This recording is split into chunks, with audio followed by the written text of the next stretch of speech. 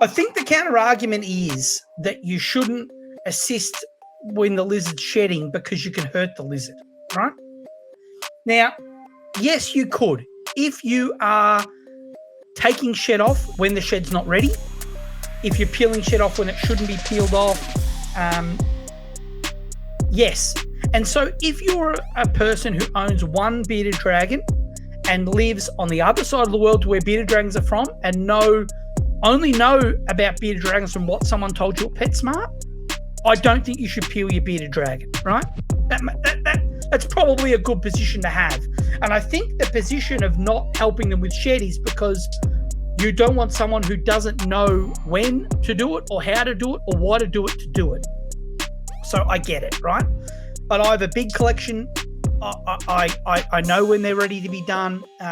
When you've got the animal in hand, it's loose, it's dry, it's coming off. We soak our lizards to help them with the shed. You've just got to make sure that you do it at the appropriate time. I think someone with less experience might do it at an inappropriate time, so the counter argument makes some sense. And I think I do write to people, like when people comment, say, you shouldn't do that. I say, listen, I've got a big collection. I spend a lot of time with the animal. I know when it's ready to be done. I've checked with my veterinarian. I have experience. If you don't have the experience, don't do it, right? And then someone will say, well, you shouldn't show it because people without experience will copy you and they'll hurt your dragon. I've just never had a problem doing it. I've never heard it. I've never heard an animal doing it, and I just don't believe it hurts them. Yeah. And people say, oh, you can look at the reaction of the animal. It's moving. It's trying to bite you. It's doing this. It's doing that.